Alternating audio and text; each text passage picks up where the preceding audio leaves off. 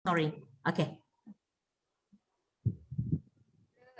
Assalamualaikum warahmatullahi wabarakatuh, and good afternoon, Dr. Zalina and my fellow classmates.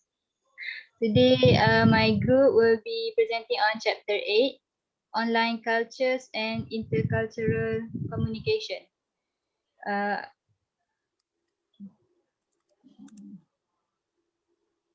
So I will start with introducing this man.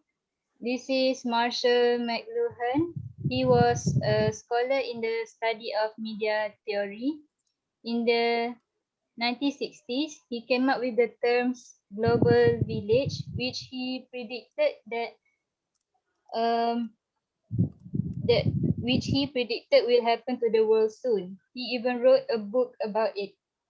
So global village is defined as when everyone around the world is connected, linked together linked together by communication technology. This connection will lead to greater politic, social consensus and increased awareness of common responsibility to one another, which is accurately portrayed right now with the online shopping news around the world and the social media.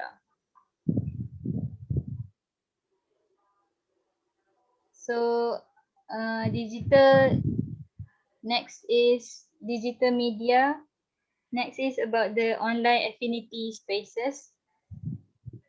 Digital media is globalizing and breaking barriers of communication of great distance, which means that digital media can be reached everywhere, making it smooth and fast and cheap for us. That helps in global flows of information, money, goods, services, and people. This formation of globalized digital media is called online affinity spaces, where people can learn from each other. They can meet, interact, build relationships and communities. Online affinity spaces, also defined as people globally gather or assemble in a medium or space to share the same interests and common activity online. Meeting people online, there will be exchanges of diverse cultural background. This is where different people in different countries with different cultures and diverse group like gather together. And also cultural differences between the online and offline world. For example, a 39-year-old teacher in United States playing video games and interacting with a student of secondary school from another country in an online platform. So whether you have different age, living in different country, have a different personal background, but in online affinity space, the culture is focused on that particular space or medium with the shared interest. And so that leads to online culture as discourse systems. So in online culture as discourse system, first of all, culture is defined as culture is typically refers to traditional norms, conventions, and practices often associated with particular ethnic or regional groups. For example, Chinese culture, American culture, Malay culture, and so forth. It's a traditional practices of people living in these places. Also means that culture has boundaries, limitation. The culture of certain particular ethnic group is different compared to others according to their regional area. On the contrary, culture as discourse system is defined differently. According to Ron Scollin and his colleague, they define culture as discourse system made up of ideologies, norms of communication, ways of conducting social relationships, and practices of socialization which people participate in rather than belong to or live inside of. Which means that not only regional group practices but also other types of groups as well are living inside together in a culture, such as gender groups, generational groups, professional group, and many others that share similar interests, affinities, and discourse practices.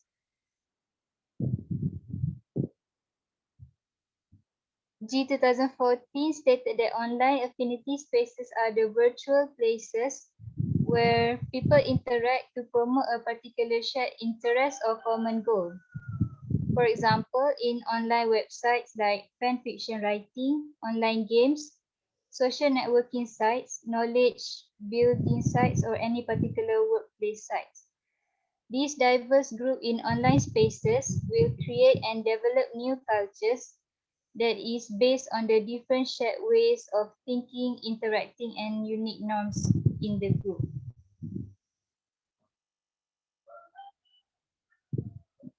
And so these unique norms and cultures are categorized according to Scollon and Jones 2012, which is as follow: ideology. The discourse systems components are ideology, phase systems, forms of discourse, and socialization. So ideology is known as commonly held beliefs, values, and worldviews of participants in the system. Some of the beliefs, these beliefs are rarely made clear, but they are assumed and operated in the communicative interaction,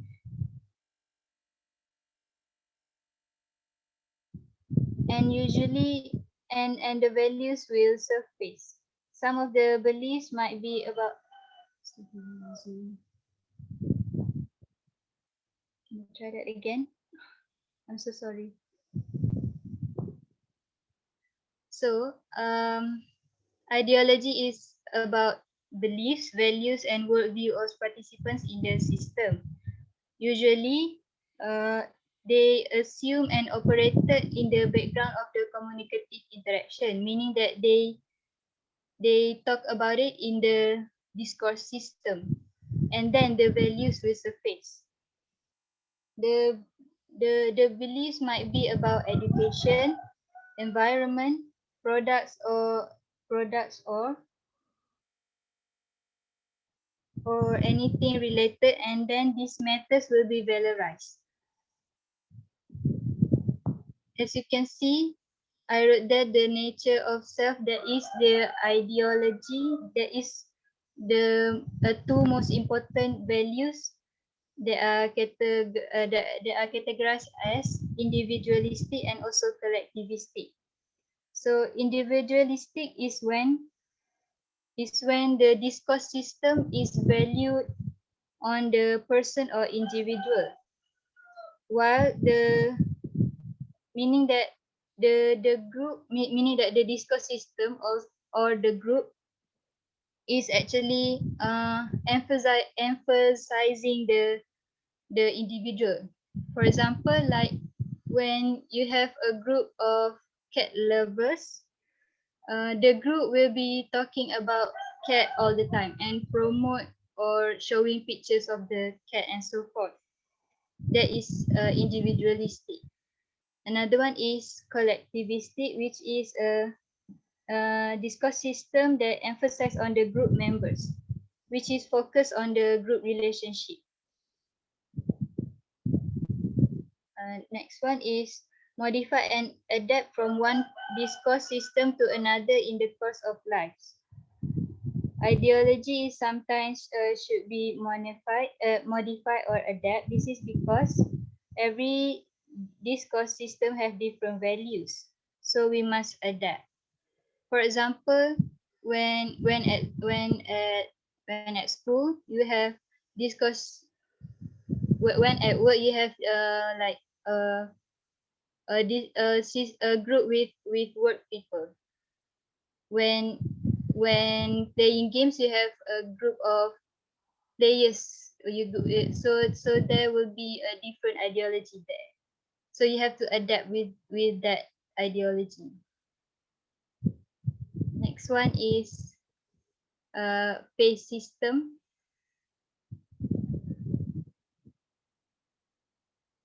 So phase system is a interpersonal relationship that govern the way that people interact and how they get along with one another. This is also depends to the ideology of the discourse system. Phase system can either be egalitarian, where people stand equals, or hierarchical. Next one is the third discourse system component is forms of discourse. This is the media, language, and text that are used in interactions between participants in the discourse system. Different media used in an online interaction can reflect and shape the values, relationship, and social practices of given online culture. This is because sometimes digital media can be decisive. The next one is the assumptions is included in a discourse system about how meaning is made and what the purpose of communication is. When you are in a certain discourse system, you can assume what it is about and how to communicate in that particular group.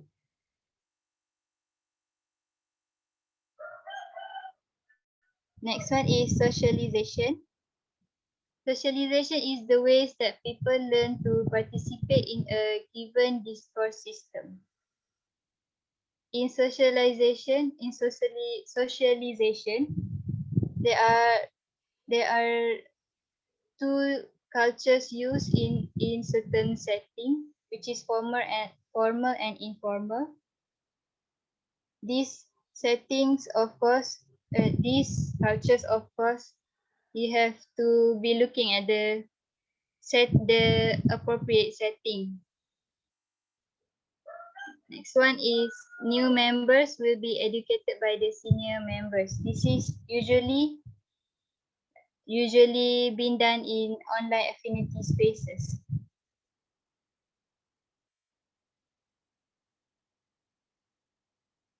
This is an example of discourse system, which is Wikipedia. Wikipedia is known to be a collective ideology. This is because people who write about something, they will all share the platform to write it and have a discussion about it together.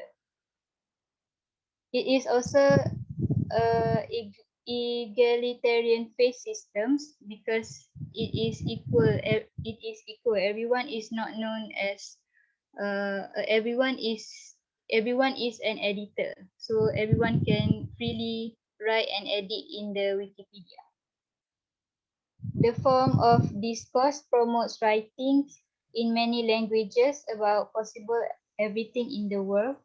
And although the truth somehow is debatable because it is a free encyclopedia that anyone can edit, the socialization is informal process of mentoring and apprenticeship. Ifa, I have a question. Yes, Can you please doctor. explain? Okay, you have given an example of Wikipedia. In what way can this reflect socialization again? Can you please explain?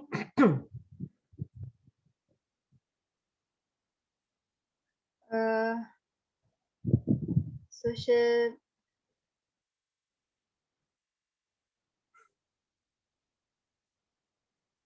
It reflects socialization because when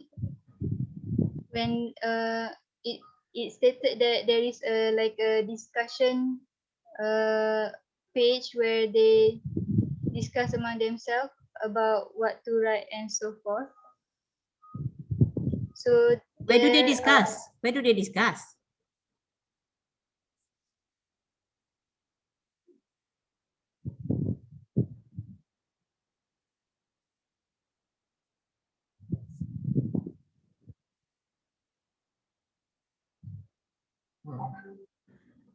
Does this social, you said just now, okay, go back to the previous slide. The reason why I ask you now, because I may be forgetting later. Before, sorry. Yeah. So you're talking about the socialization, okay? The ways people learn to participate, and then, formal and informal cultures in certain setting, and new members will be educated. And then you give example of Wikipedia. Can you please explain how, in relation to these notes, how does Wikipedia can illustrate this idea of socialization?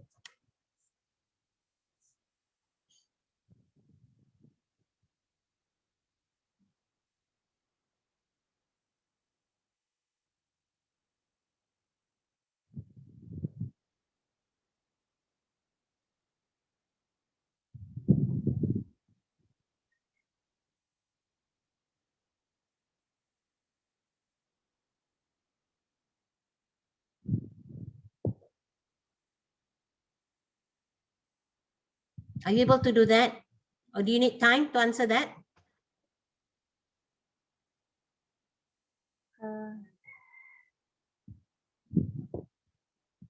If you need time to answer that, we're going to move on. Okay. In the meantime, you think about it. Yeah. Okay. I will get back to this question again. In what way, how would, because what you did just now, you just explained, but when you give an example, you need to link it back to your notes. Okay. Or sometimes you have your points in when you present, and then you give example to illustrate. But just now, it was not clear. That's why I want you to clarify. Okay. So we're going to move on, and then once the presentation has finished, we will go back to this slide. Okay. Okay, Fa. Okay. Let's go to the next slide.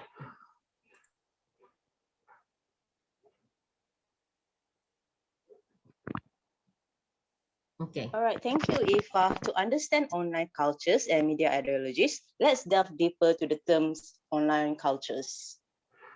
Online cultures are forms of discourse, or we can say written or spoken forms of communications that are mediated by digital technologies.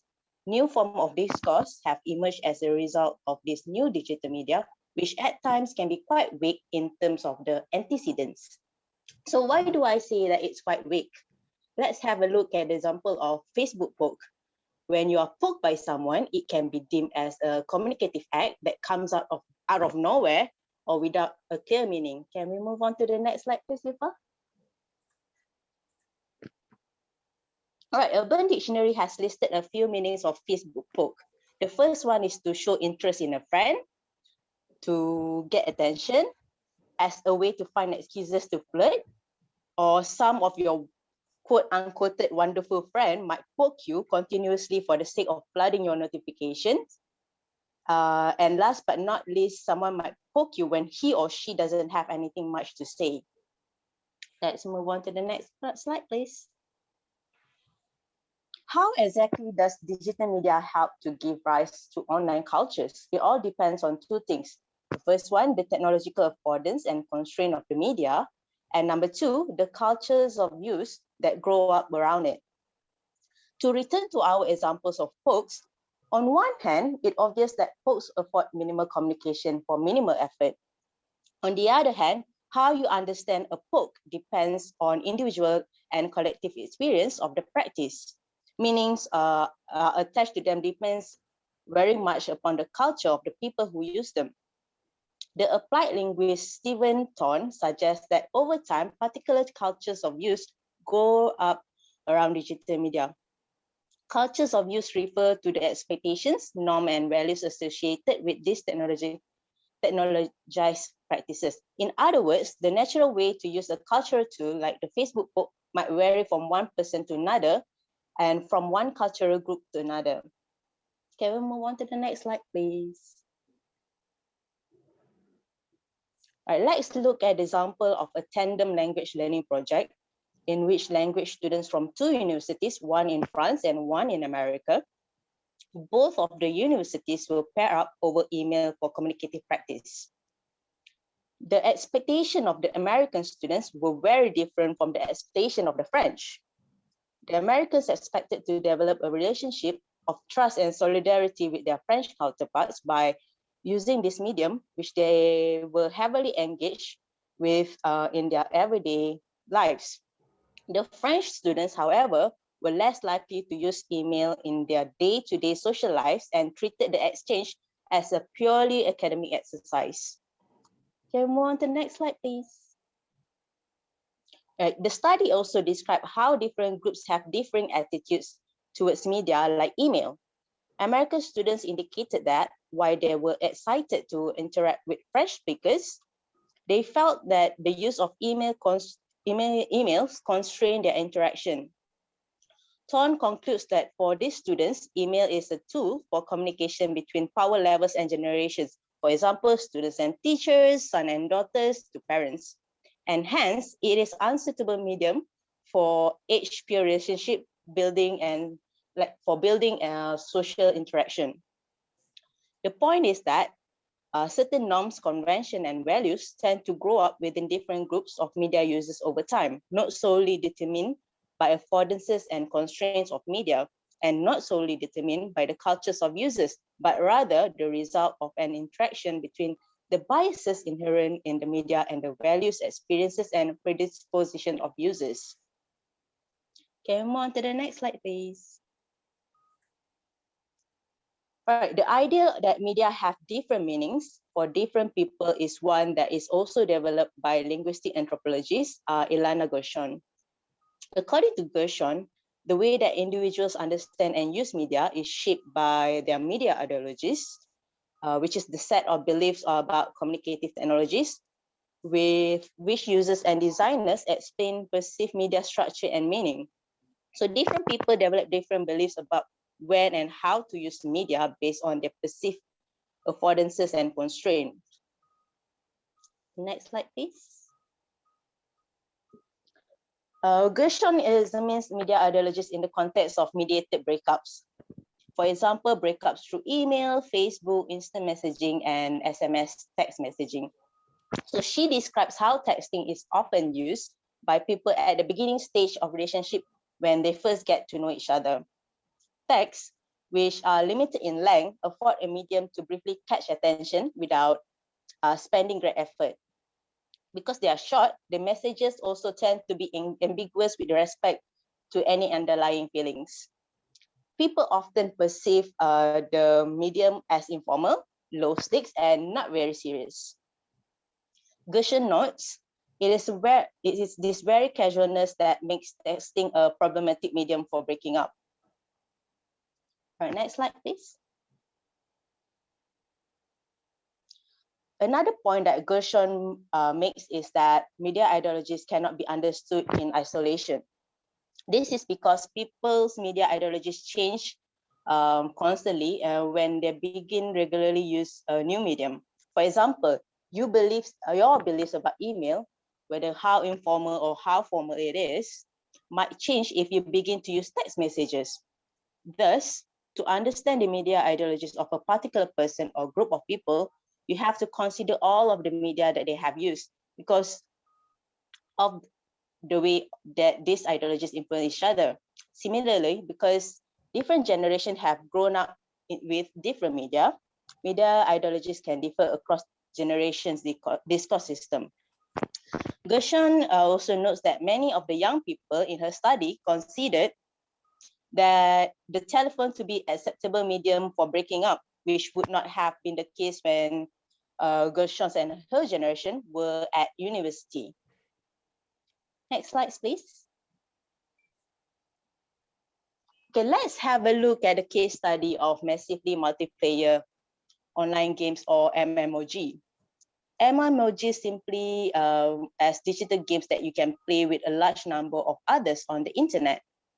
It is an online affinity spaces with their own discourse system that are also diverse on other demographic measures such as ethnic background, income, education, and religious beliefs.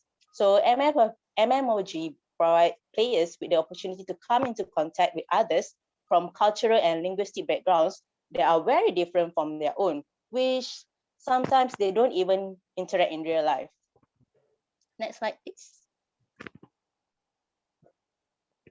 Okay, what unites players in such a multicultural and multilingual space is their common affinity for the game and their common desire to advance in it. In order to achieve the objectives of the game, players must work together, drawing on each other's complementary strengths in order to successfully complete the what we call quest. Players of the game can be seen as participating in an online discourse system with its own ideology, forms of discourse, phase system, and socialization processes. Next slide, please. Okay, one feature of this discourse system is the organization of the players into social groups. For example, in many role-playing games, players can band together to form a guild. Over time, such guilds develop social norms that are regulate the behavior of group members, and some of these norms are made explicit in the form of guild rules posted online. Such rules are one example of a specialized form of discourse in the discourse system of particular MMOGs. That's all for my part. I'll pass the presentation to Nabila.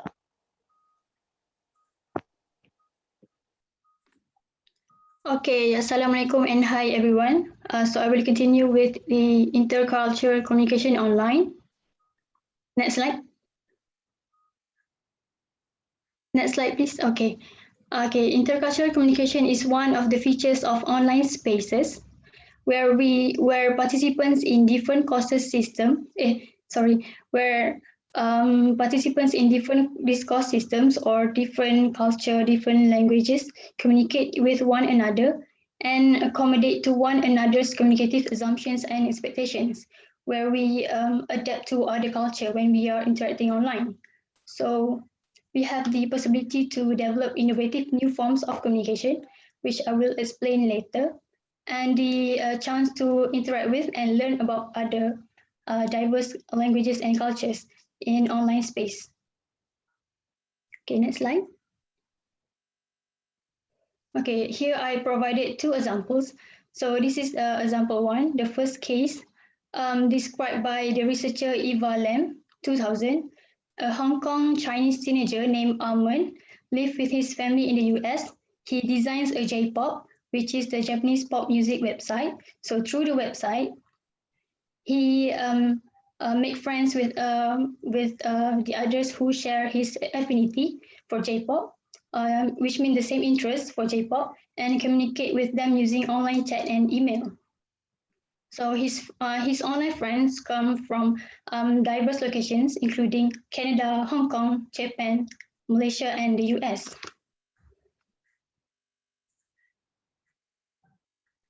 So according to researcher Lam, the language used by Almond and his friends in the online space is described as the global English of adolescent pop culture, which is different from the standard English taught in ESL classes. So we call this global English as an innovative form or hybrid or third space, which we tend to create when we are interacting online, which is common in online settings. So next slide. Okay, this is the example 2. This is the Thorne's 2008 study of interaction between American university student and a Russian player, their chat in an online game, World of Warcraft. So the study shows that how the chat in the online game can present the opportunities to interact with and learn about people from different cultures and language. Okay, move on. Okay, here are the extracts. So this is the conversation between Zom and Mim. Zom is the Russian player and Mim is the American student. As we can see, as we can look at the first utterance, Zom started the conversation by asking a question in Russian because he or she didn't know who the person he or she is speaking to, talk to, and then Mim doesn't understand that, so Zom said sorry, and the conversation continued. And the interesting part here is in the extract 2, where suddenly Mim started asking question in Russian, where she or he where Mim refers the phrase the Russian phrase from he or her friend. So here we can see that some signs of the innovative use of language. So they use code switching, abbreviations such as sorry, SRY, and also emoticons. So what we can see here is the positive potential of intercultural communication. So these two examples show that intercultural communication is happening when we are interacting online. Okay, next slide. So, okay, now I move on to where to now for the global village. Okay, global village, as predicted by the scholar Marshall McLuhan, explained by Ifa earlier, that the world soon become a global village. So there's a negative and positive sides of global village. Okay, move on. Okay, through online communications, people from various culture and languages develop their awareness, understanding, and affinity for others. However, G.N. Hayes and Sustain suggested that internet actually has failed to deliver on its promise of providing an open forum where we can interact with and learn about the variety of different worldviews. Instead, people are much more likely to use it as a tool or platform to find other people who share the same interests as them. Okay, move on. Okay, the good thing is the internet allows us to share an affinity to find one another and connect, to also have support from others that share the same interests as us. So that's the good thing. However, it also has a negative side where we sometimes live in our own affinity space. We and our group live in our own affinity space, and we tend to hang out with people that have only same interests with us. So therefore, we tend to create bias, prejudice, and stereotype. So as we can see, the internet is becoming increasingly ghetto-wise. So ghetto here means to treat particular group in society as if they are different from other parts of society, where their activities, their interests are not important to other people. So move on. So here are the conclusion. Here is the conclusion. So online cultures, or we call it as discourse system. Online cultures is the discourse system that developed in online affinity spaces, which are made up of 4 components: ideologies, phase systems, forms of discourse, socialization processes. Ideologies is actually how people think. It's related to belief, someone's belief, or a group, or belief of a group. Phase system, how people get along with each other, and forms of discourse, how people communicate, and socialization processes. It refers to how people learn to participate in online space. So media actually play a very important role in these online cultures, where online cultures actually develop around different media as a result of individual or collective or group experience over time. So intercultural communication can actually lead to development of innovative forms of expression and provide participants with the potential for positive intercultural exchange. As I have explained earlier, the positive intercultural exchange as we can see from the conversation between Nom and Bim and Mim and Zom, the Russian player and the American student. So that's all from us. Thank you so much for listening. Thank you. Thank you. Nabila, Ifa, and Afsa. Okay, can you, I have questions. Okay, can we go to the first one, first slide? And when I ask you questions, I would like the group to help each other lah. And also, can you please share this, upload this on Putrabla so the rest can download. I want the rest to have a look at the slides as well and ask questions. Make sure you understand what this what this chapter is all about. Okay, so no, the first slide. Online cultures and intercultural communication. Okay, just in a like 2-3 sentences, what have you learned from this chapter? Group 8, group 5, is it? What is the main message of this chapter?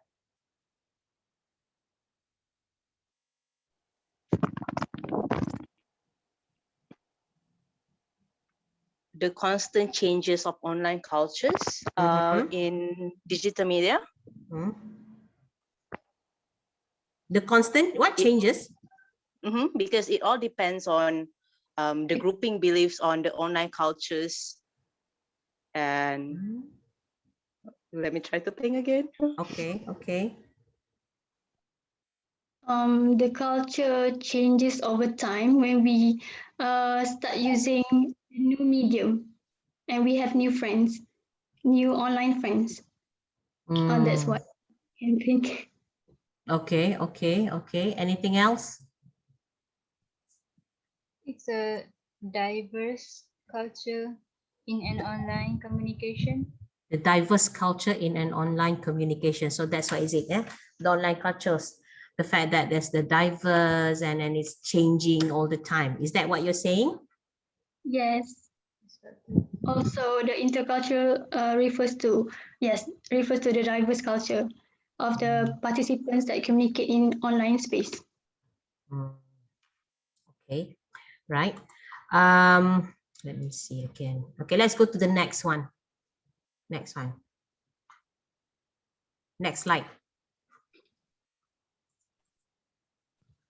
So basically, this chapter looks at the concept of culture in digital media. Okay, typically, what do you understand about culture?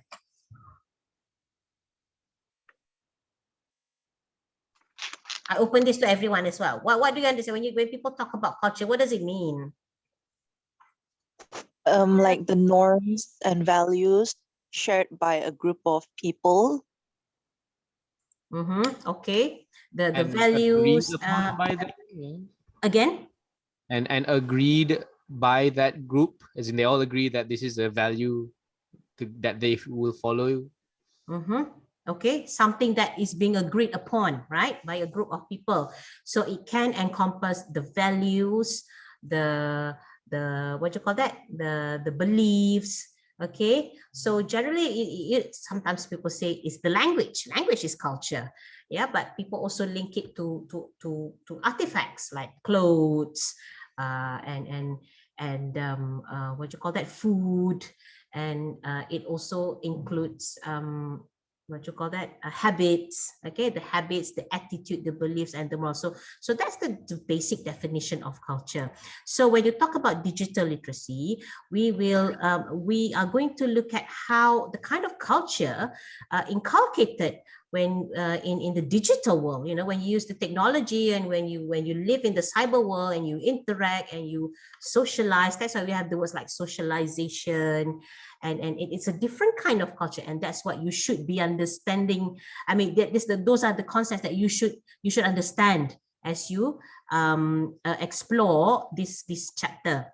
Okay, so Marshall McLuhan, he's wonderful. He's been talking about, you know, how media has changed the way people interact, you know, the nature of relations between participants within the media, the audience and whatnot. Yeah, okay.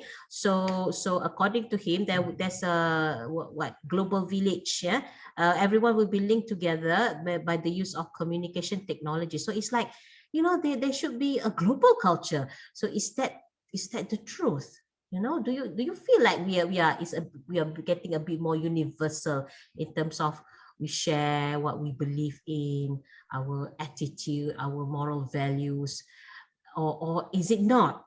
So this is a question that should come to our mind when we talk about culture. You know, now that we are being unified by this, not unified, but you know, when we share the same platform, people have the tendency to believe that, hey, actually, you know, we have a lot of things in common after all. Okay, so let's go to the next one. Let's go to the next one. Next slide. Okay, so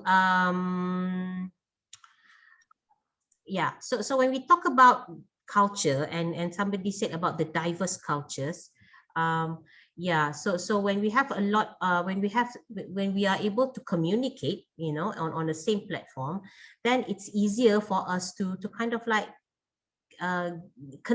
get connected. Okay, so in theory, that's it lah. So one of the concept that has been introduced in this chapter is the online affinity spaces. Okay, online affinity spaces. So the points that Ifa has included here: destroying barriers of communication. Okay, meet, interact, build relationships and communities, diverse cultural background, and the online culture as discourse system. So these are the ideas that you should understand. In what way would online affinity spaces destroy barriers of communication?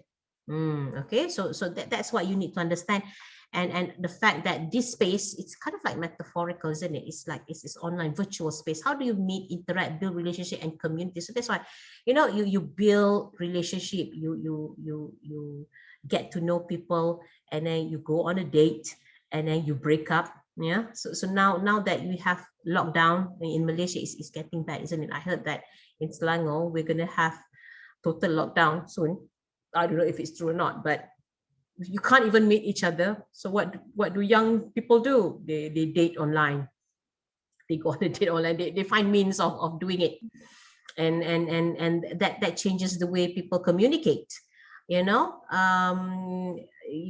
we have looked at how, you know, the constraints and the affordances of the platform. You cannot read the body language so much anymore. It's just what you can see online. And young ones, they have resorted to the use of memes, the sharing of that in order to create humor and whatnot. So that's the affordances and constraints. So you become creative, and we have explored that in our previous lectures. Okay, and then Ifa also said about online culture as discourse systems. So this is another concept, okay, that you need to understand. Okay, online cultures can be seen as discourse systems that operate within particular online affinity groups. So when you have online affinity spaces, it also means that you have these little groups. Yeah, just like in normal, you know, physical, in the real life, you have cultures. We have people from different ethnic background, for example, or people from different language background. Okay, so when you talk about online cultures, we also acknowledge that that's the fact that you have these online affinity groups, people who are bonded together based on certain things. Yeah, right. Let me see. Okay, sorry. Next slide. Yeah, I have a question. Hang on, yeah, where is it? So you have, okay, the culture traditionally is the norms, conventions, and practices associated with particular ethnia. So we've talked about that. And it is limited physically. Yeah, okay. But now we have the online. So we are now, it's the barriers have been broken down. We can go beyond Malaysia, beyond China, beyond Iraq, for example. So now, how do we describe these different cultures? Okay, so one way is to look at the ideologies. Okay, ideologies, norms of communication, ways of conducting social relationship practices, and practices of socialization, which people participate in rather than belong to or live inside of. Yeah, so it's not about you know, when you talk about live inside physically, you stay together, people, it's like, you know, the idiom birds of a feather tend to stick together, right? It's not so much about that now, because we are like in virtual world. So what do? It's a bit more subjective. So we talk about ideologies, yeah, we talk about the way we think, the way we interact, and the way we achieve our tasks, online tasks. So thinking, interacting, and getting things done. Okay, so Ifa, you have presented this, or other members of the group, can you give me examples of culture that can be created through online culture?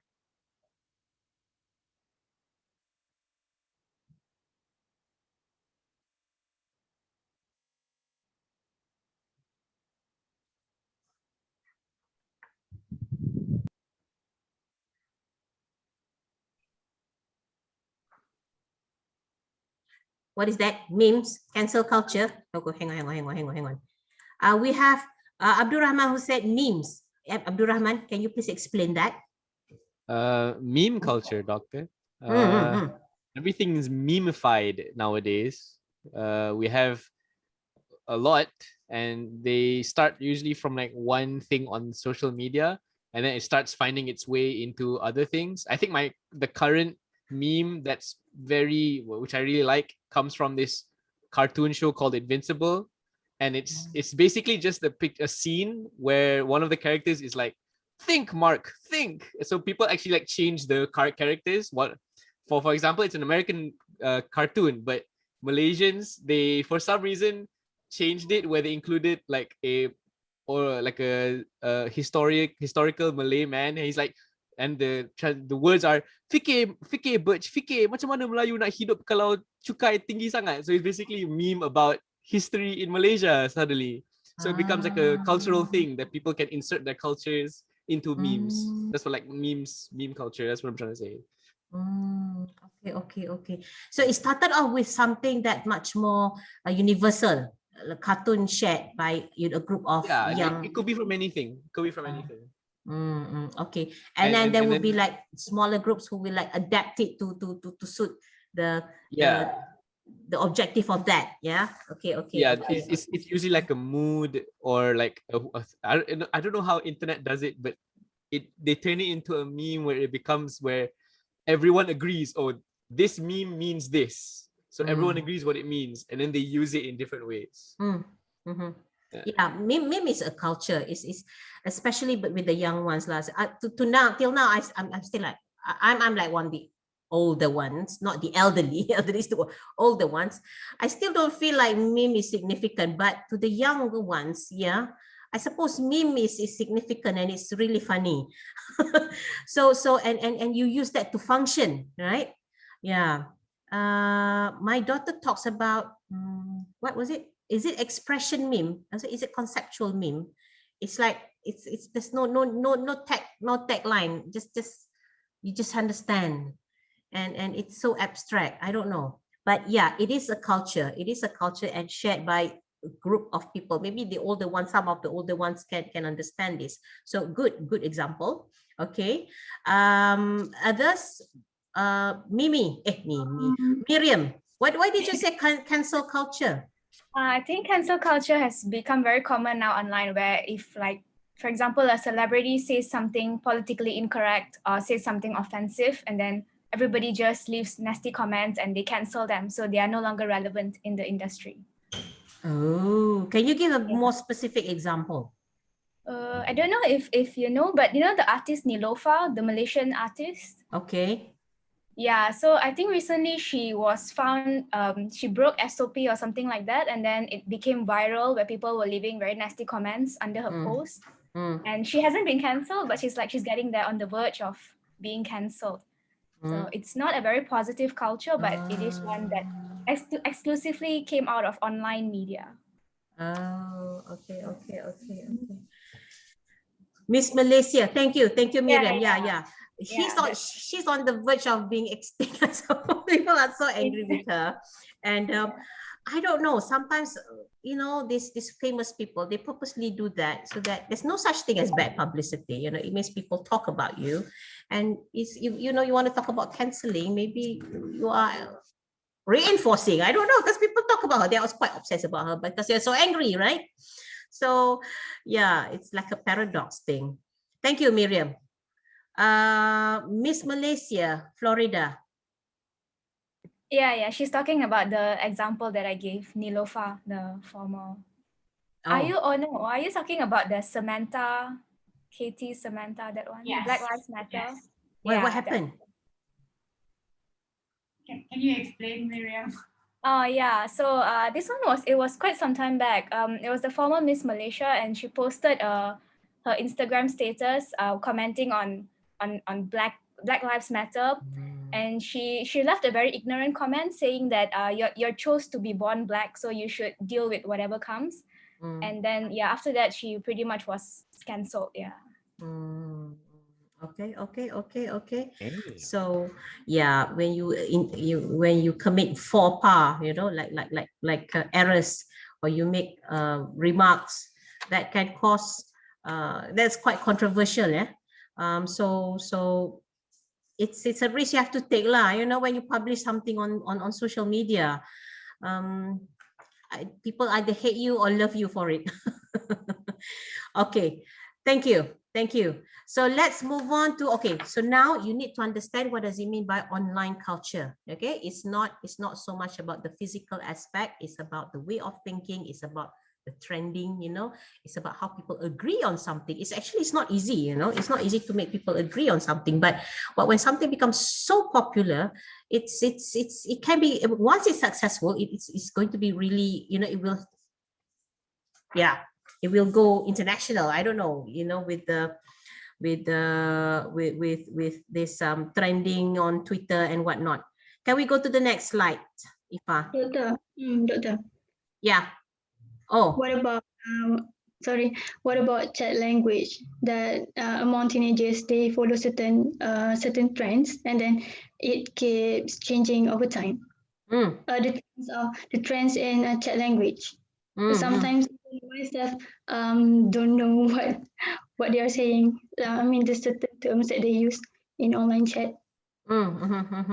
Yeah. Actually, it is part of that, your point, actually, your later points. It's about the forms of discourse, the online culture as discourse system. Yeah. So it's part of the thinking, it's part of the language. I think in the later part of your slide, you have that. How people actually, it affects the genre, the language that we use. Okay, we will talk about that in a minute. Okay, Nabila, good point. Yeah, it does affect, because one, we have explored this, the nature of the platform itself. You need to be fast and the limited space, and because of that, people use short form. But yeah, sometimes people add the spelling becomes a bit more complicated, and I suppose there's the need to make sure you belong to something, right? Yeah. We have like budak WeChat. Yeah, so the younger ones, or a group of younger, maybe now they are like 20 something or 30, they will tend to spell words in such a way that it's weird. But it shows that some of us get thrown off by that. We hate it, but they love it. So it kind of like, divide, and people love that. They like to be distinguished from the rest of the community. That's human nature. So that's that. Okay, we'll talk about that in a minute. Aya said, can we consider e-commerce as online culture, doctor? What do you mean by that, e-commerce? Are you talking about the online thingy? The yes, like about business, like how business now today Like I read before, a man on Facebook, he asked about wanted information about about the trade and the commerce, so how he achieved a good business about because he want to open a new business. So I see a lot of people that they share their experience with him, like give him a good like points and tips that how he advise about this subject. So I think it's also we can consider it as online culture, because like how you can access in 24 hours a good business online, especially online now. I think a lot of people they open a good trade about that. Good point, actually. Yeah, Okay, global Any market also. Yes, global market also maybe. Yeah, if you look at the last point, getting things done is about thinking, interacting, and getting things done. And one of them is transaction. Oh no, trade, right? So Yes. yeah, people are doing that as part of our lifestyle now. You do things online. Yeah, like they also like easy to compare prices like between two business, like oh, it's more cheap than one place to another. Like I know someone, he opened a new place or market, it's more cheap than another market like in another place, so they compare, like make it more cheaper. Yes, good point. Yeah, it's about that, the discourse system. So it allows you to compare. So you can't really, be a bit, naughty and try and claim, oh, this is the best price ever.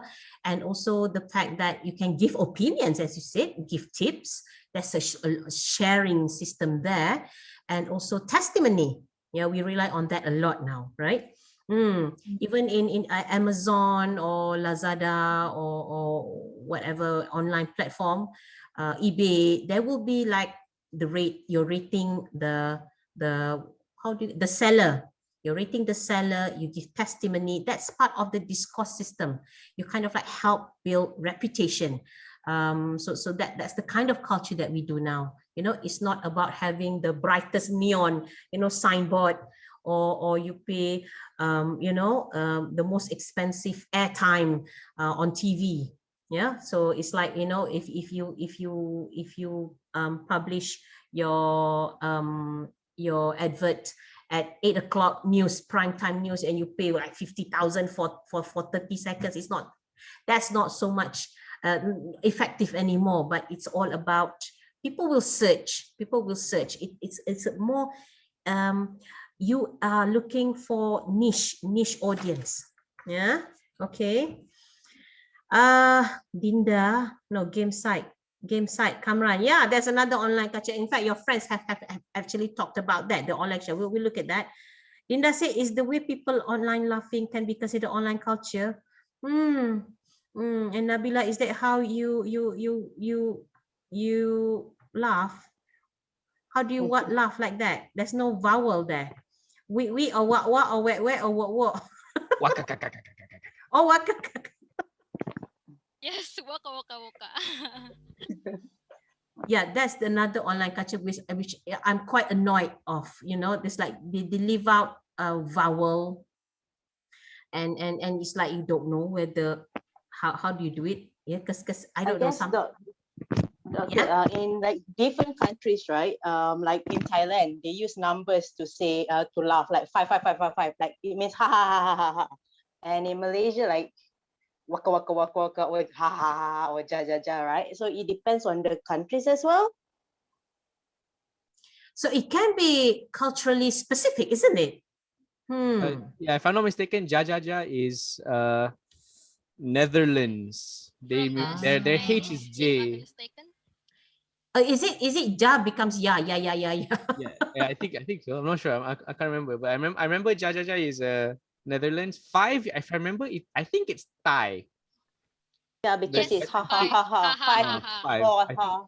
Is it because it's in based on the Thai lettering. number 5 is pronounced as ha? Ha. Yes, Yep, ha. yep, Yep. So. Okay. It's like, what you call it, yeah. you know, the sounds that the word resemble the sound. What's the name of that? What of that phenomenon? Onomatopoeia. Onomatopoeia. Oh, Yes. It's like the dog bark, you know, or the bird, what do you call that? What do the bird chirps? So it's like you follow that. It's the same here, laugh, eh? Ha ha ha, yeah, yeah, yeah. So I don't know. It's interesting. It's interesting. Do you adapt to that? You know, it's like if you do you apply that 555? When do you do it? Do you do it among Malaysians, for example, or when you interact with another Thai person? Maybe online forum for Thai dramas. When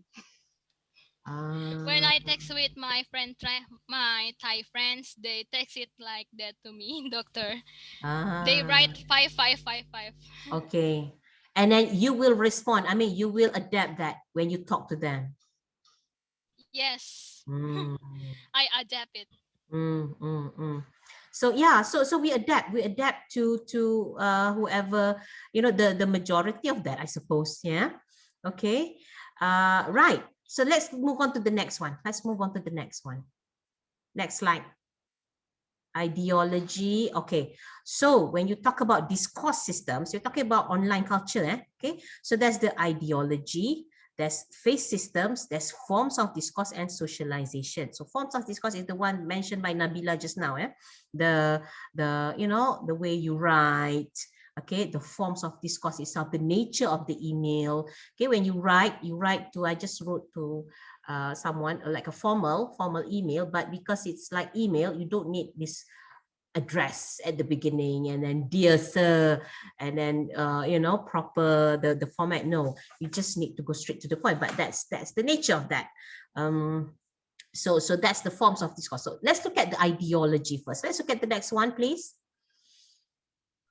Yeah, so I'm gonna ask you a question. Ifa. Okay. So that's the definition. Ideology, commonly held beliefs, values, and worldwide views of participants in the system. You see, ideology, I think we've talked about this. It can be a dangerous thing because, you know, ideology is something that not necessarily natural, but we believe it's natural. We believe that it's something that we should accept. That is, we are born with it. It's like, you know, what's being predestined for us. So but it is something that has been shaped.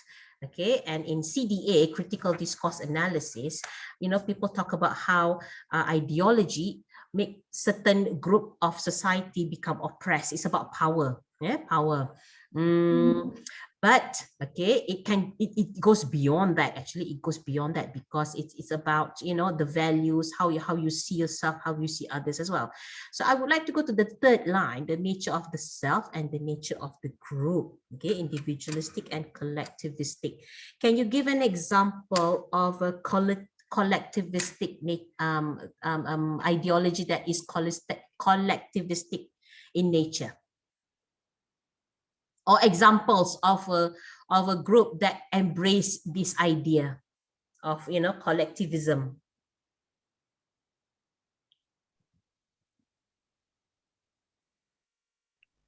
Are you there, Nabila or Yes, yes, yes. Sorry for interrupting.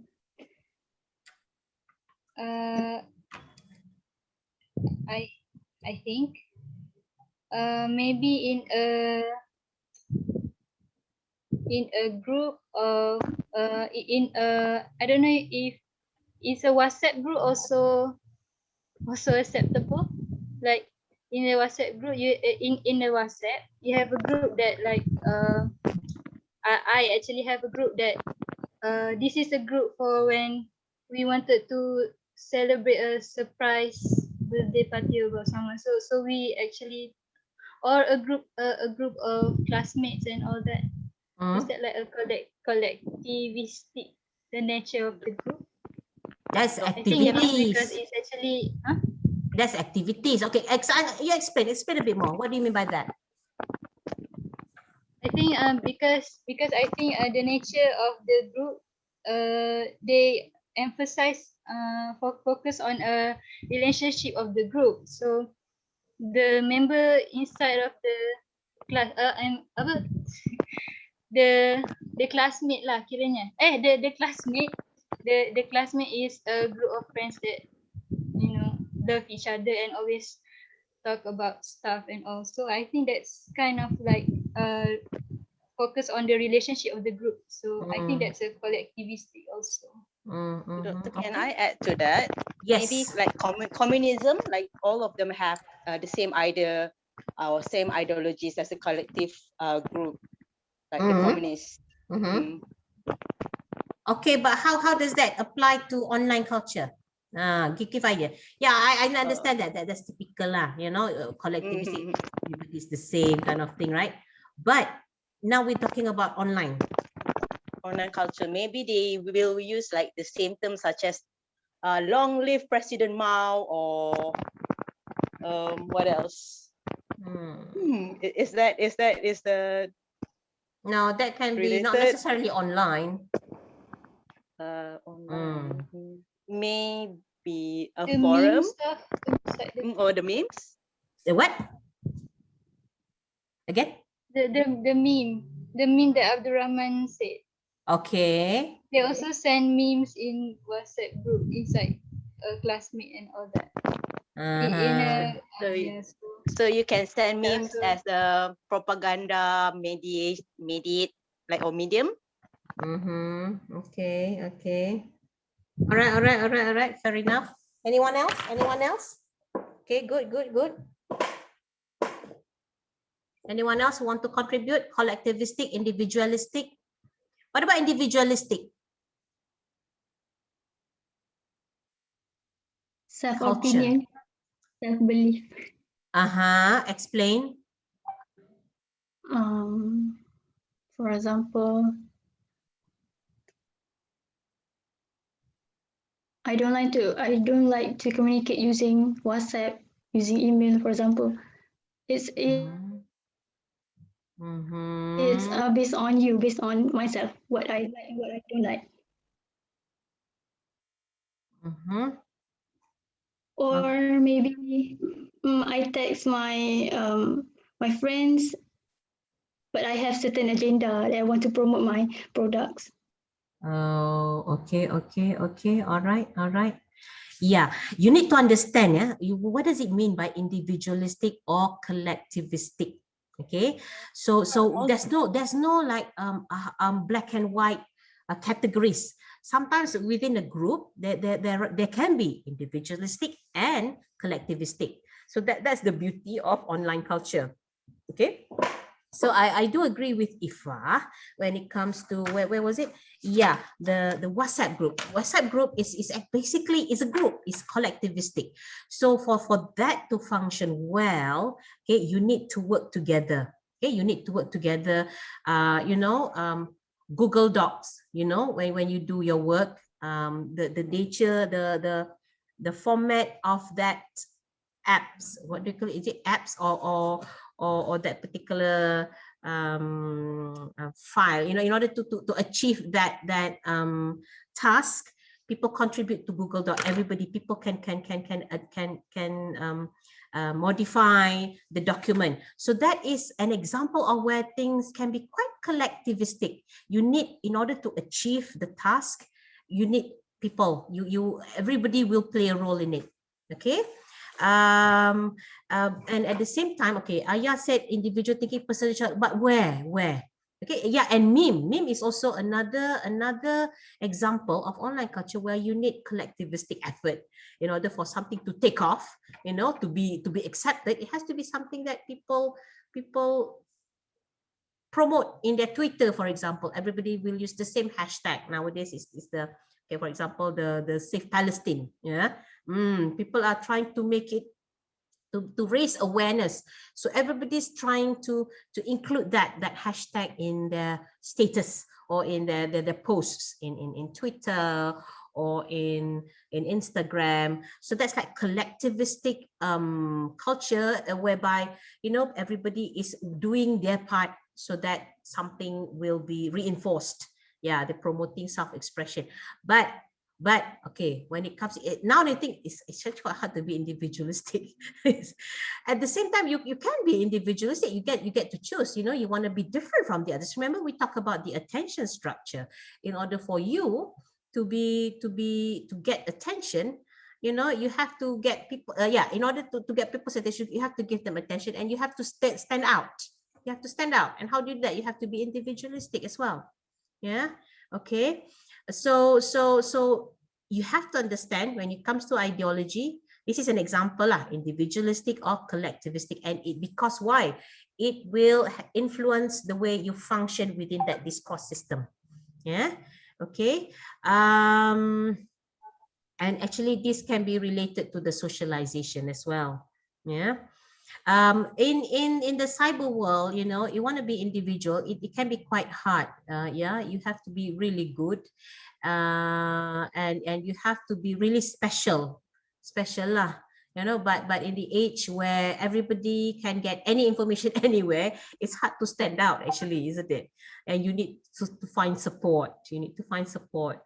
So let's say you want to promote materials or items, you're an entrepreneur, you have to decide lah, you know, as how do you get support from potential market out there. Okay. At the same time, you have to show that you are special. Like I don't know, in Malaysia we have that sambal, you know, that sambal, Khairul Amin, yeah. He is sambal nyet, yeah. If you search in Malaysian e-commerce, online website, there's like hundreds of brands, but he managed to come up with his own, you know, identity. How does he do it? Okay, so that's one way, balancing, and yet, you know, he needs support. So we've got this testimony by people. Okay, so that's the ideology. Okay, let me see my okay. Let me see my notes. So basically ideology is about what people think, what is valued, what is devalued, what people think is worthless. As somebody said, cancel culture. Yeah. Okay. And then we have the phase system, how people get along with one another, or whether or not relationship tend to be egalitarian or hierarchical. So phase system, you know, phase, if you learn pragmatics is the phase, isn't it? Negative, positive and negative phase.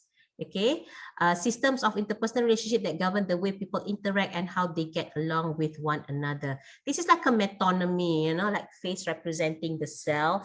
Yeah, but it's also about how you address the other people. In pragmatics, you have the positive phase and negative phase. Positive is the need to be liked. You know, you want people to like you. Negative phase is not about you want people to hate you. No, it's not about that. It's about for you to have the freedom, you know, the freedom to do what you want. For example, negative phase, you want to ask someone to do something, you are threatening the person's negative phase, because nobody likes to be bossed about, right? But if you are in a hierarchy, yeah, like if I tell you to do assignment, okay, even though I'm threatening your negative phase, you know, of course you don't want to do things, right? To do assignment, it's such a burden. But because in the hierarchy, I'm higher than you, I have more authority, so it doesn't matter. I can just tell you. But if you want to ask a favor from someone who's higher than you, from your boss, you have to do a bit of politeness strategy, you know. So that's the pragmatics, the phase system. Now, in online, okay, how does phase system work? Okay, in online, because you know, things seems to be quite equal, maybe because you're not aware of you know, of course when you email your boss and whatnot. But if you look at the note, say this interdepends to a degree on the ideology of the discourse system. If you feel like it's like in the email, for example, when you email someone, do you use the title, or do you just use sir, or do you just use Mr.? So these are the part of the culture, you know. So phase system can be either be egalitarian. You know what is egalitarian? It's where everyone is equal. okay, or hierarchical. Yeah, so let's say when you give testimony to someone, okay, do you feel like, you know, it's everybody's the same, or when you give your feedback, or when you reply to somebody really famous, you know, do you have like some sort of terms that you use to show respect, or you just okay anyway, you know, because at the end of the day, the celebrity depends on us. And in fact, I noticed in Twitter people are not respectful to the politicians anymore, right? They will say really harsh things, and they will like tag that person, and it's amazing. It's amazing how things have gone haywire nowadays. Yeah. So that's the face system, how people get along with one another, okay, or whether or not the relationship. Because you see, online you can just tag anyone, right? You can just tag, whether the person read your post or not is another thing, but it's there, the online culture. Okay. Or do you feel like, how do you feel when you're online, things are a bit more neutral now? You don't really have to like be more really respectful towards a person anymore. Do you have that idea? Okay. Like, you know, do you feel like in Malay, you always have this, when someone who's older than you say kak, you know, kak means sister, older sister. But because of online, you know, you just like, no need to say it, or maybe you just say sis or bro, you know, like brother, not really older brother. Okay, so that is the face system. Okay. And then can we go to the next one, please? The next slide. Okay. Yeah, the forms of discourse. So this is where media, Gauji said Trump's Twitter news me a lot. Gauji, does Trump, in the past lah, they have closed down Trump's Twitter, yeah. Yeah. Yes, it's true, yes. Yeah, but actually to analyze that is amazing. You know, there's a lot to dig there, because he has a lot of attitude, and pragmatically it's really rich source of information. Anyway, let's go to the forms of discourse. Okay, this is about the media, the language, and the text itself. So it's not just about the language, it's how it's being, we have done that, right? The multimodal analysis. I'm marking your assignments now. So how the text is created, it's devised in such a way that, you know, when you create it, you have someone in mind, you know, the participants, particular audience in mind. Yeah. Because whatever you create, it will reflect and shape the values and the relationship and the social practices of a given online culture. Yeah. Actually, I have a question. Where is it? I forgot already. Oh, it's the one, the socialization.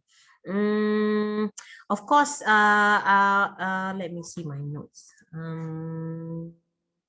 Yeah. So when you talk about the forms of discourse, okay, it's about the tools that you use, the languages, the genre, and the style that they use for communication. So this includes the language that may be exclusive to that particular group, or tools, you know, maybe I don't know. Recently, well, a few months ago, they have this group, iPhone users, the one that's exclusive, only certain people can join. What was it? Can you tell me? I can't remember what. You know, iPhone users, they have that. Only certain people can join. It's like WhatsApp group, but it's where people talk about their ideas, and it's so exclusive. So Clubhouse? You mean Dr. Clubhouse? Clubhouse. Oh yeah, Clubhouse. Clearly, I'm not part of that. Who invite you, they can't talk. Not anymore. Yeah. Not anyone. Just people who invite. Yeah. Are you part of that, Aya? I used to, because we gossip a lot, but not anymore. Why is that? It's actually about more about political, I think. Yeah, more than, not about like something general or just social topics. No, not about that. especially, I mean, in Iraq, of course, I don't know others people in another country. Okay, okay. Yeah, because it used to be really trending, but now nobody talks about it anymore.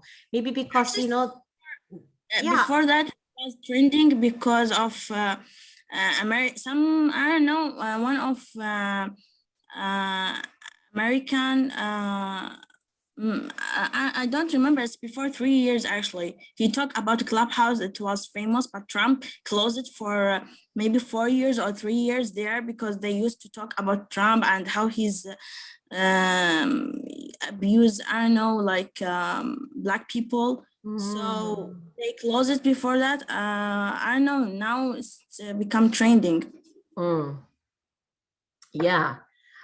It used to be like everybody's talking about it and they kind of like flaunt it, you know, like I'm part of this, and you know what I heard, so they kind of like relay the information. So it's one way to show off, but now it's gone, you know, no more. The vibe is gone about this Clubhouse vibe. So I just wonder if it still exists, or people are just get distracted with other things in the world, you know. And that's why it's not that hyped up anymore. But anyway, so that's the forms of discourse. That's an example of the tools, the software that's being used. So it's exclusive online culture. And if you belong there, it's like you feel like you're special. Yeah, because not everyone can go there, can join the group. And then we have the socialization. Okay, socialization, it's part of that online culture, the way people learn to participate in a given discourse system. Okay, now, and when you talk about this, Ifa, okay, I have a question. The use of formal and informal cultures in certain settings. So socialization can be formal and it can be informal.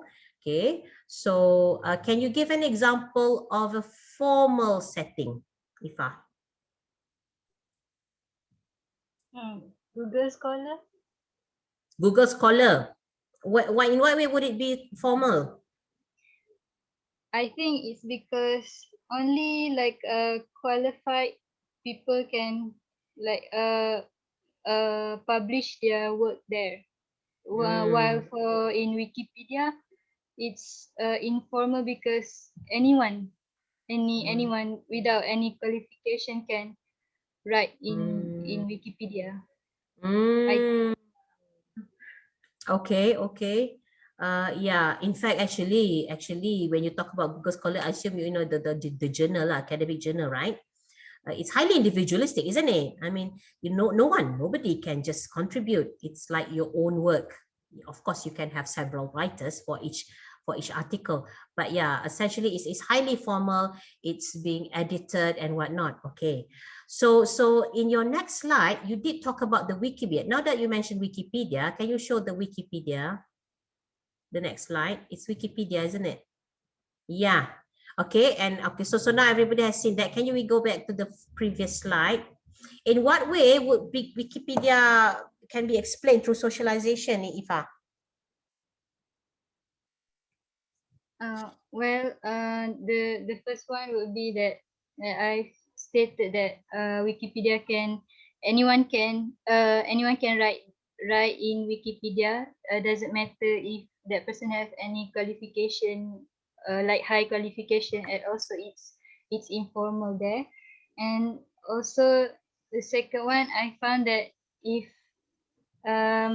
since anyone can edit there, for example, when a person A wrote something on Wikipedia about Malaysia, and then person B can also edit the same page, and then it became a process of more and more improved version of Malaysia in Wikipedia.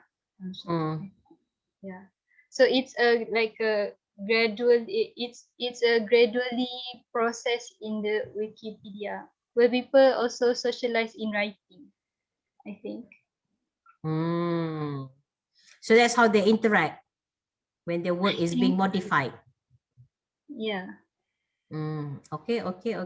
So that's a rather a new way, a new, not a strange way, because that's the norm now, where, you know, you kind of like find something in common. You don't interact, you know, you don't really email others, but you kind of like, with the moment you revise, you know, it's like there's some sort of connection being made. Is that what you're saying? Yes, more or less. New members will be educated by the senior members online affinity spaces. So can you explain a bit more on this, Ifa? I think when I said senior members, it means that is the person A that wrote about Malaysia, and the new members is the one that C that needs to be like educated.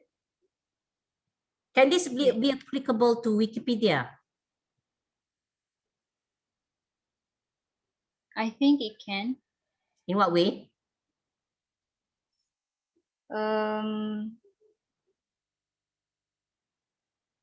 Wait. Hmm. No, I don't think so. It's because they can't have a like a discussion or anything in the Wikipedia or something like that. Okay, okay. But it's still a apprenticeship in Wikipedia, because when the first person wrote something, and then the next apprentice continue on the work, and then the next one, and then the next one, I think. So if there's any education that goes on there, it would be something that is less direct, isn't it? You know, Yeah. like somebody improve on that, you know, adding something that's, yeah, Ayah said you cannot trust Wikipedia. Yeah, to some, no, you, when you do your project paper or your research, you don't cite from Wikipedia, but some of the references in Wikipedia can be quite good. Okay, so you have to check the references, because sometimes they do have that, the footnote. They can be quite good, actually. You know, we have people, it's Wikipedia as an example of collectivistic effort, in trying to kind of like create this global knowledge kind of thing. Okay, so yeah, indirectly, when your work has been improved upon, it's like, you are being educated lah. But if you look carefully, this idea on socialization, it is linked to the hierarchy as well. So what was the hierarchy just now? What was the point on hierarchy? It was the, what is it? The phase system. The phase system and the ideology, the collectivistic and the ideology. Okay, let's go back to the next one. So the socialization on Wikipedia, yeah. So that's an example. Another, can someone give me an example of socialization where new members will be educated by the senior members in online affinity spaces? So that's when you talk about senior, there's a hierarchy, isn't it? Informal like Quora, Reddit, etc. Okay. So that's yeah. You share information, right? Yeah, you ask question. Quora is like weird, isn't it? You have all sorts of weird questions. Sometimes they're quite legit. Sometimes they are weird. Like, why do people eat rice? I don't know. This is a horrible example, but yeah, people like, yeah, but people answer. You know, it's amazing. But anyway, yeah, can someone give example? What about online game? Can we say, because I don't play games, but can we describe the online game platform as this? New members will be educated by the senior. I think I can provide an example. Like, I think I'll take the World of Warcraft example that was explained in this slide as well. So what it means by there's a senior gap, like they learn from a senior thing, is that they learn from senior players, because in that game, like World of Warcraft, there's like an instance where you go with 10 other players or 9 other players to fight a boss. It's called a raid. So you have to so that boss will have like certain mechanics that you have to know about in order to beat it. So the senior players will teach them, oh, okay, when this happens, when the boss starts flashing red, for example, you have to do this. When when things start happening, make sure to follow us this way. Yeah, I've How had do you experience. teach? When do you teach? When do you have time to teach? You are on a wall. You are in a wall. How the game is created is that before you enter the quote unquote boss room where the boss is waiting for you, there's like a moment of like nothing's happening. You can prepare and talk with everyone. So usually before that, the door to enter the room where the boss is, that's where the senior players will be like, okay, where's our healer? What does our healer have to do? When do they do that? The people who have to tank the damage. Yeah. We are assuming the rest are not as knowledgeable as the boss lah, you know. Right. As the when I say boss, as in it's like the NPC that they have to kill, that they have to beat. So the senior players will be like telling the new players who just came in, how does the boss fight? What do we have to look out for? Things like that. That happens a lot in online games. Interesting. Because you know this cooperation between the gamers. I always ask my son, you know, when he plays game, like you know, how do you make friends with people? Because he play games with people like from hundreds and thousands of miles away, and yet they share something together, and it's like there's language barrier, but how do you do that, you know? But it's amazing, and that was one thing, but having that the more knowledgeable ones educating the junior ones. Okay, so that's the beauty of the online culture. Thank you, Abdul Rahman. Can we go to the next one? Okay, so now it's a different topic. Poke. FB, I have a question on that actually. Can we go to the next one? Now I've lost my notes. Next. So I hope everybody knows about poking, poking in Facebook. I don't know if people use that anymore. I don't think it has lost its novelty. People don't do that anymore, right? But yeah, Afsa, you did mention why poke requires minimal effort. You said something about that. I only managed to write that down. What does it mean by that? Poke minimal effort. It's you only just click on the button, the poke button. You don't have to do anything else. So it's quite easy. Like you can just like do it within like split seconds. Okay, I'm gonna annoy this person. I'm gonna poke this person. I'm just gonna click the poke button in case if I want a flight notification for fun for my friends. Okay.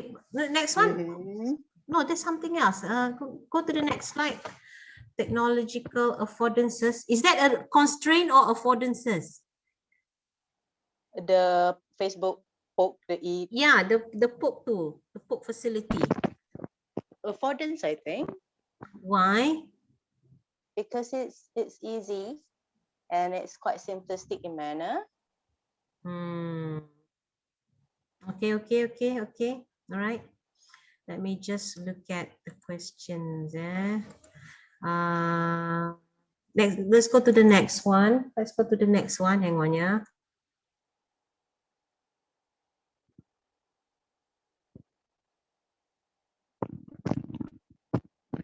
Okay. Right. Yeah. So poke is like, are you there? Are you not familiar with poke? Don't you have Facebook? It's 2000, yeah, 2000. I have, but I just heard about it before. This is the first time that I heard there is a book in Facebook. So now I'm able to annoy my mom. But it's not very obvious, isn't it?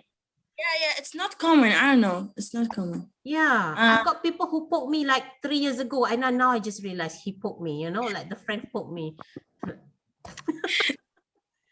It's like in like, are you there? I want to chat with you, I think.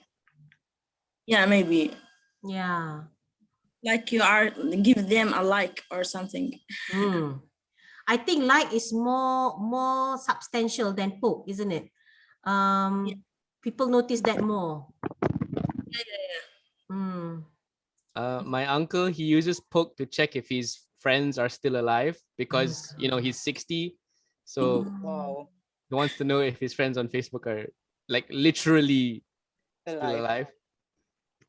Did they respond? Did they notice poke? Does it work? I don't know. That's how my uncle does it. I don't know how it works, but it works. I guess for him, it worked for him and his friends. I think it's work for old people, maybe.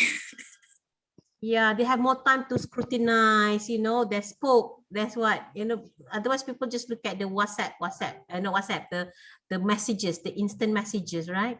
The Facebook Yeah. instant messages. But yeah, the younger ones, you don't have Facebook, do you? Do you go for Instagram?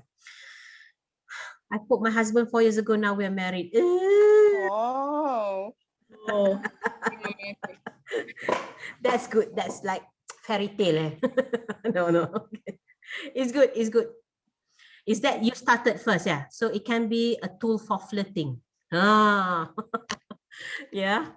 But I suppose now you need a bit more than that, because attention structure again. How do you get people's attention? I suppose poke is not enough.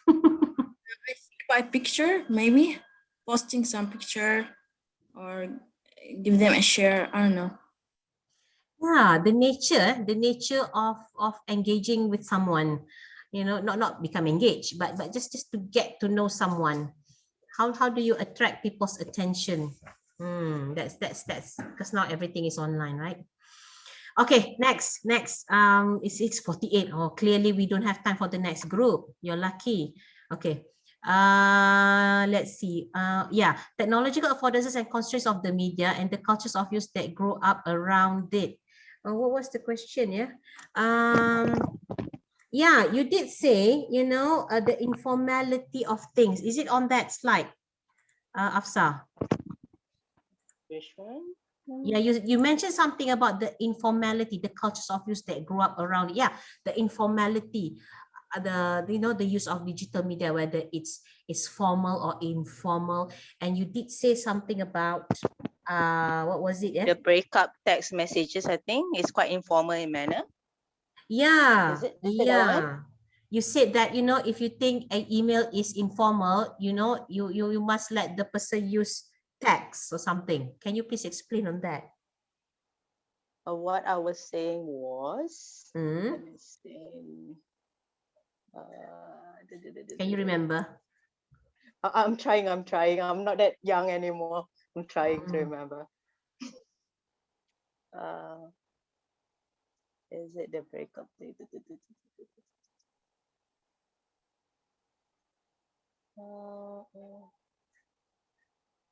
So people often perceive text messages as something that is informal and not very serious. So that's why back in the olden days, people do not use text messages as a form or to break up with someone or as a medium to break up with someone. Unlike nowadays, according to Gershon, she said that younger generation feel that it's okay to break up using text. So the culture or the belief of the usage of the text to break up has changes, like as what we have said that online cultures keep evolving and it's change constantly depending on the groups.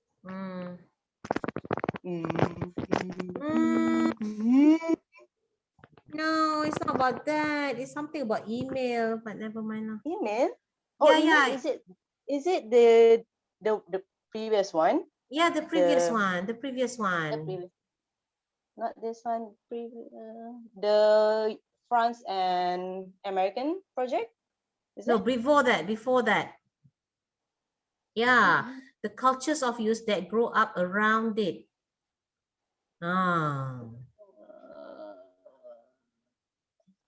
It's okay lah, never mind. No, you said something about, the informality of things, the informality of the text, of the nature of the text. So I think, yeah, it's this one. In some culture, and I think it's related to your example, some culture would feel that using email is very informal, and therefore they are not comfortable in using it. But actually, there are other tools or platforms that will require even more informal way of informal language, such as texting, you know. So in fact, email, it can be considered as formal. That's how you said it. That's I wanted you to explain why. That you can't remember, can you, Afsa? I can't. My brain is quite scattered at the moment. Okay lah. So like okay. Like what? Okay. Like what? Like what? Like the example of the American and the France universities, right? So the Americans have a different belief of the email system than the French students, because the American thinks like, oh, it's quite informal in manner. I can use it to communicate with my French friends. But for the French students, they feel like emails are strictly formal. It's just for academic purposes. You do not use it to communicate with your friends, because it's supposed to be a collaborative communication, right? Using emails with the French and the American students, but they have different perceptions. That's why it didn't work out really well, because they have different beliefs about the email system. So American students tends to think of it as more informal, that you can just like, oh, I want to say something, I'm just going to bombard you with emails. But for French students, it's quite formal in manner. So they don't really check out their email as much as the American students, because they don't think that it's something that, how do I say, like very socially platform, or social platform, I guess. I just wonder if you know, maybe because in French language, they don't have that informal, formal, you know, when you write written version, that's why it's everything is formal, and that's why it's hard for them to be informal in email. But I don't speak French, so I don't know. Okay, thank you. Can we go to the next slide? Is the breaking up thing. Yeah, anyone has experience with this? Not me. Not breaking up lah, not necessarily breaking up, but it's like establishing friendship, or like I don't know, saying goodbye with a certain social function. I just like to highlight, like in Islam, you know, when you want to divorce someone, you have to say it, right? You have to kind of like announce it, declare, I divorce you. And then at some point, people did that through WhatsApp or through messages. And the thing is, they did it, they said that, but jokingly. And then there was the issue whether that is valid or not. You know, when you said it, you are actually divorcing your wife, even though when you do it, it's like it's a joke. So that is the issue on when you write it, it's black and white, but it's the intention of it. Okay, because the moment you say it out, you utter it, you know, you have to consider the context and whatnot. But here you have like black and white, and it's there. So the things can become quite complicated. Yeah, when you talk about establishing relationship, or you want to break up is not good, because you are breaking, you are distancing yourself from the person, and the outcome is normally negative, right? As in you are what you call that, severing the ties. So that's the issue that's being highlighted here. The culture is this appropriate? Yeah, is this appropriate? So when you talk about texting now, you know, at the different levels of relationship, is there anywhere that it becomes inappropriate, or now that we are always distancing ourselves, that is the way to go? And once you do that, you know, you use emoji, you use memes. You want to break up, you use memes. You don't say I want to break up. So we have that, the nature of that communication. And the thing is, you know, people from different background might interpret it differently. Break up with a friend, so you block him, you do not care about his feeling, I guess. Yeah, what do you call it? Ghosting. The young ones, they say you ghosting. You ghost people. Okay, never mind. Let's move on to the next one. Next slide. Go back. Regular usage of the media, my dear. Okay, I think Afsa has said about this. Okay, so you see, when you talk about ideology or culture, or whether the informality of things, it goes back to what? To the group of people lah, you know, because it may lead to misinterpretation. Yeah, how they use, people may interpret it differently. Okay, next, the next one. Next. I think I'm going to skip this. Oh, wait. Yeah, this is just an example as online. This is an example. It's in the book. I think you should read that as well. Yeah, how people from different cultures become united in this platform is amazing. Yeah. Okay, next. I suppose, you know, the moment you share the rules, the moment you share the ambition, the target, then that's where people become, you know, they have this dynamics. Okay, next. Guild. Okay, next. I hope you can read this by yourself. Intercultural communication online. Next.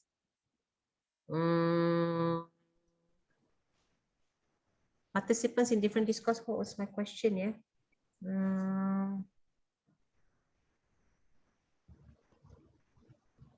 I'm just gonna let the class. Are you still there? Are you reading? Are you reading the slide?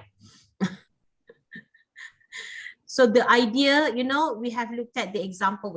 You have looked at the MMOG, you know, that so people from different communication, the different cultures.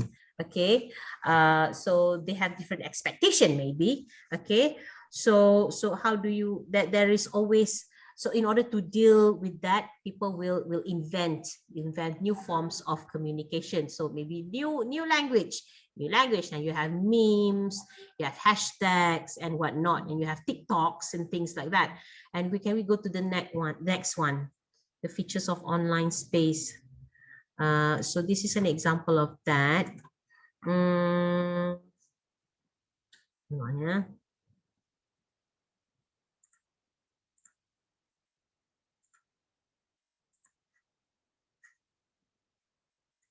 Give me 1 minute.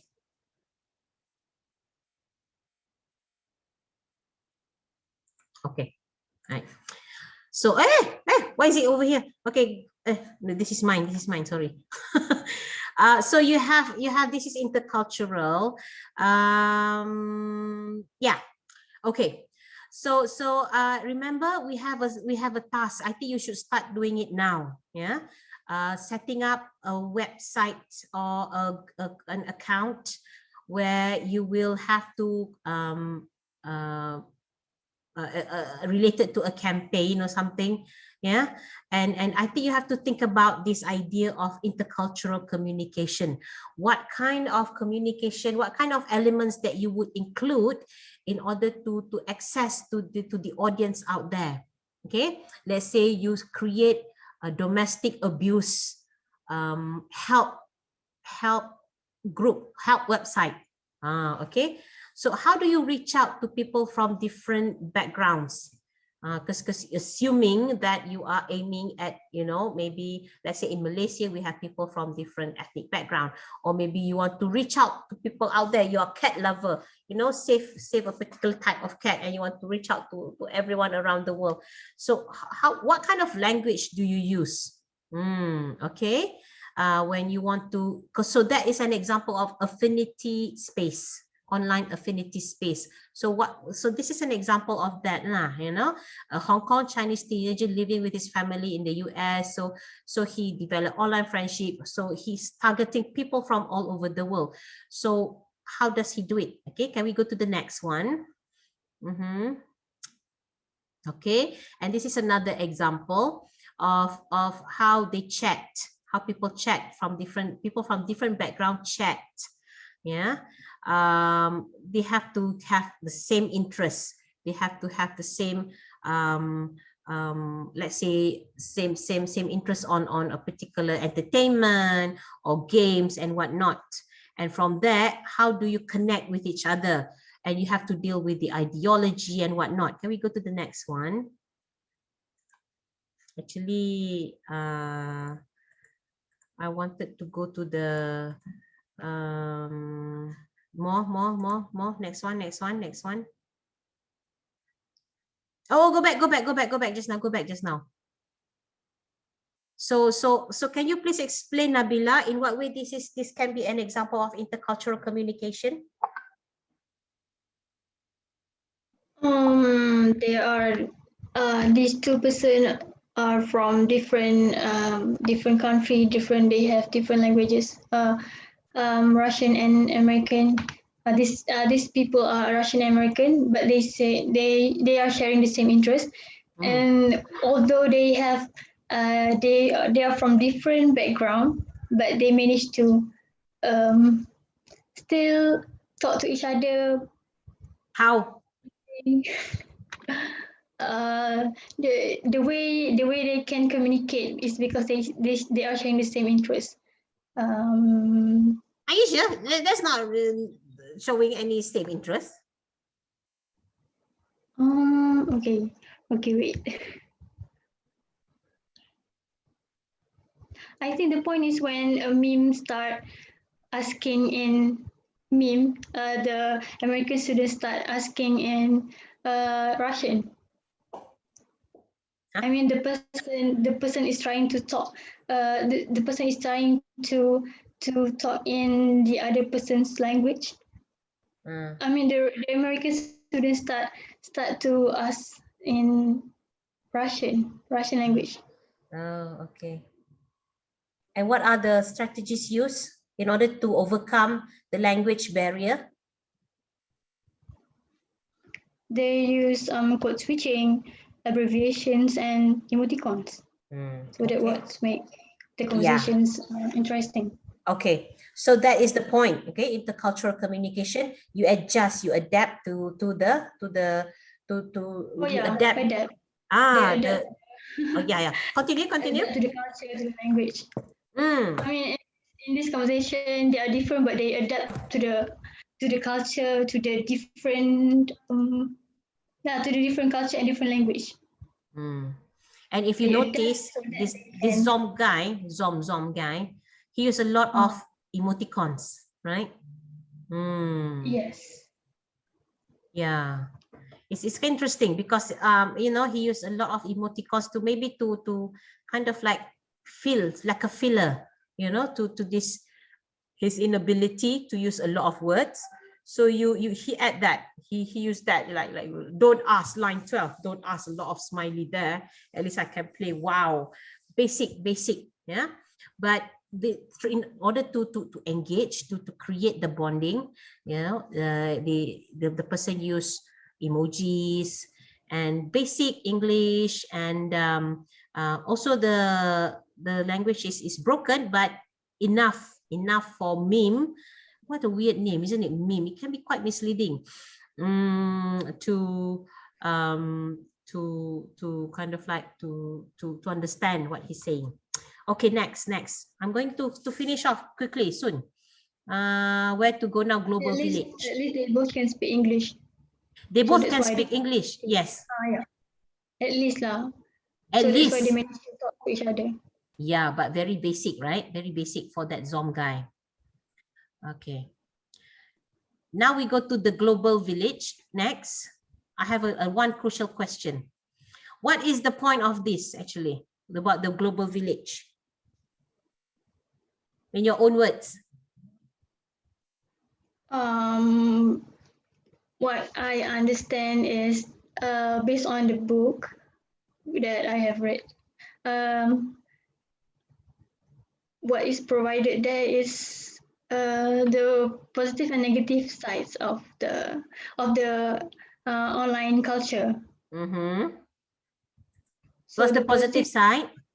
The positive side is when we are interacting online, we can can interact, we can engage with others, and we can learn other cultures, languages. Also, we can create relationship with others. So that's the positive side. So the negative side is when we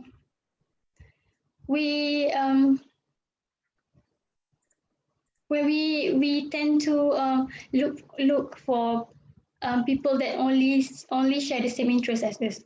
So we make up a group, and then we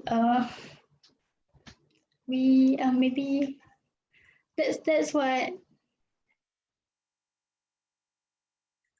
we tend to create a prejudice about other groups, prejudice, stereotypes, and bias to other groups. So that's why. In what way? That's in what way? The ideology of the group that we have created. So because ideology is about good or bad, right or wrong. So we might have the bad thing, the bad belief about other groups. So that's the negative side of this online culture, I think. Okay.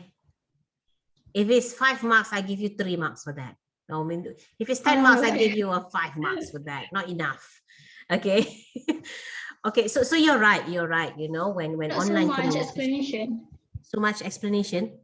Not so much explanation that I can get from this book. I actually still looking from other sources as well to really understand about this global village. But there's a point in the book. Okay, it says that, you know, intercultural communication is a good thing. You learn about other culture. You know, where if you are extrovert, this is the time where you get to meet people, right?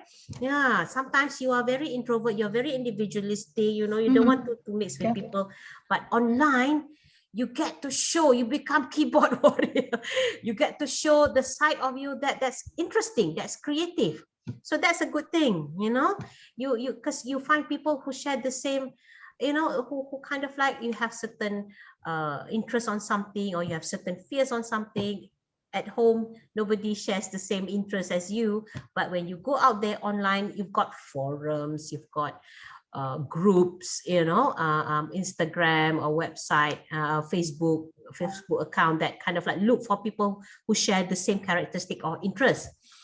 But so that's a good thing. That's a good thing. You can socialize out there. But the problem is sometimes people nature lah, you know, they will look for people who have their own bias. You know, you have your own set of bias, you have your ideology. So the thing is, it can make you become more limited, as in more constricted in terms of the worldview, because you tend to find people who share the same view. So it can have adverse effect in the sense that it will enhance your own biasness. It will, if you have certain attitude, it will magnify your attitude more, because you find people who have the same attitude with you.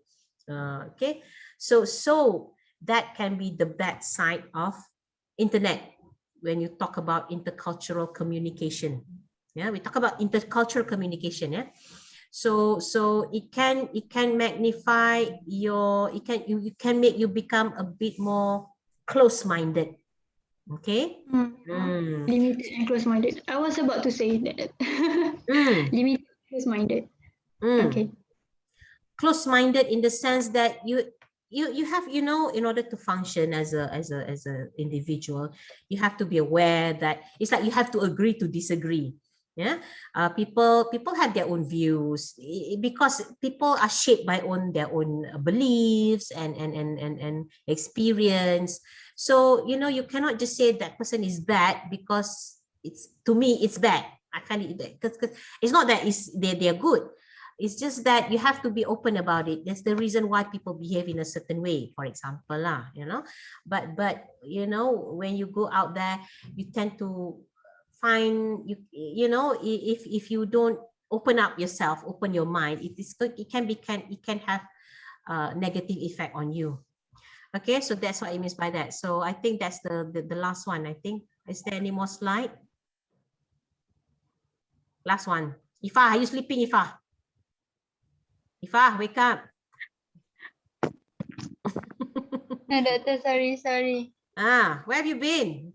Okay, it also has negative side. This is the part where you should show, okay? People retreat to their own affinity spaces and hang out with like-minded others who just reinforce their existing bias and prejudices. Okay, so at the end of the day, it's about you actually, what you want to get out of it. Okay, even though we have these opportunities to go out there. Right. Thank you for sharing that. Okay. I hope the rest, are you listening, people? Are you listening? Actually, Yes, we are. or are you doing something else? Do you want me to give you homework? No. We're still doing, No. we're still doing the Tell me. chapter 7. No, doctor.